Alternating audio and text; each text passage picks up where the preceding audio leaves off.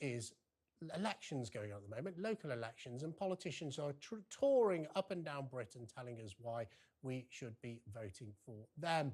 And the latest stop on this roadshow is in Blackpool, where the Shadow Chancellor Rachel Reeves has decided to unveil a new attack poster. They claim that a double whammy of Tory tax bombshells mean that the average family will be 870 quid worse off after increases in council taxes and other taxes as well.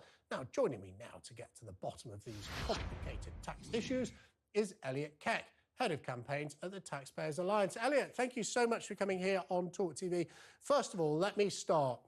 Is this accurate? Are people 870 quid worse off? And if so, how?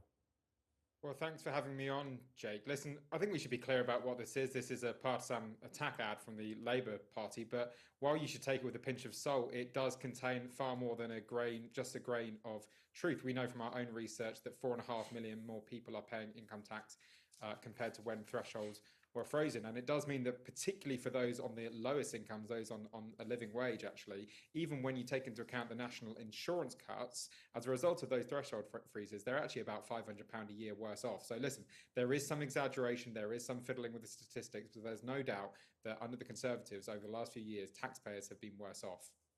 But isn't part of that, the government would say, and I would say that, you know, when you spend £400 billion tackling the COVID pandemic, ultimately you have to find a way of paying some of that money back. We can't borrow infinitum. So, you know, the government would say, look at your pay slip from today. I think it is. You've got on average a £400-500 cut in the amount of tax you're paying by that national insurance cut.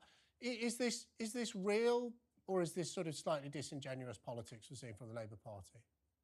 I mean, in some respects, all politics is slightly disingenuous. Listen, the national insurance cut is obviously a good thing. It's 4p off national insurance over the last couple of fiscal events, and that's a positive. Regarding COVID, listen, you're right to say that the government borrowed a huge amount of money during COVID. It probably needed to borrow a lot of that money, but it was also a very specific policy decision to lock down the country so hard and for so long, and to borrow so much money to do so. That was a decision made by the government. There were alternative routes available. And in terms of the longer term, ultimately the Conservatives still have this very unfortunate record of a record high tax burden, highest it's been in 70 years, and that has hammered growth, it's hammered household budgets. And listen, we can talk about whether or not the £870 figure is entirely fair. The Labour Party are including council tax rises in that.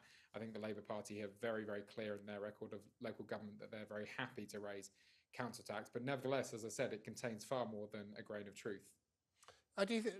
Is this going to be backed up? So if you're £870 worse off, let's use that figure because it's the only one we have available to us at the moment. Are we hearing from Rachel Reeves and the Labour Party how they're going to slash your taxes if they get into government to reverse that? Yeah, that's an entirely fair point. We've seen shockingly little, actually, from the Labour Party about how it's going to alleviate the impact of tax on households, whether they're lower or middle income households. What we've seen from the Labour Party on taxation policy has been VAT on private schools and abolishing the non-dom status. Now, you can argue the merits or demerits of those policies, but let's be clear, they will be tax rises on people. We've seen very little. They have supported the national insurance cut, but they haven't been putting forward proposals of their own. And given they're talking about this so prominently, if they do get into power, I think they are going to have to put their money where their mouth is. So what we're hearing from the Labour Party, I suppose as a Conservative, what I would say is that even though taxes are at a record high, I've actually signed the UK tax pledge saying that I'll never vote or support for taxes the overall tax burden going up, even though taxes may be at a record high. The government would say we are on a downward trajectory or a downward swing. They've knocked 4p off national insurance in the last sort of couple of sort of budgets or spring statements or autumn statements, whatever they may be called. And all we're hearing from the Labour Party is we've got plans to put your taxes up. Is this part of, you know, is there any way we can get a bit of honesty about this from all political parties as we go towards a general election? Labour Party saying tax has gone up, Conservative Party saying, well, they've gone up, but we're going to cut them. But isn't just the overall argument that, you know, we've got an ageing population, the NHS needs more resources, and we're all just going to have to pay a little bit more? Yeah, absolutely. And of course, as well as that national insurance cut, we've seen the fuel duty freeze extended and we've seen alcohol duty frozen a couple of times. So it's certainly not all bad. It is a relatively slow downward trajectory in terms of the tax burden, but you are starting to see that take shape. And you're right. The problem is politicians are so nervous about talking about the spending side of things, about talking about the fact that the NHS budget is now at £160 billion, consuming a vast amount of our GDP, the fact that we have millions and millions of people out of work claiming benefits. The politicians are very, very nervous and very, very hesitant to talk about the spending side of the ledger. And until you get serious on spending, your room to manoeuvre on tax is relatively limited. Elliot, thank you so much for joining us. That's always interesting and informative to hear from my friends at the Taxpayers Alliance. Thank you, Elliot.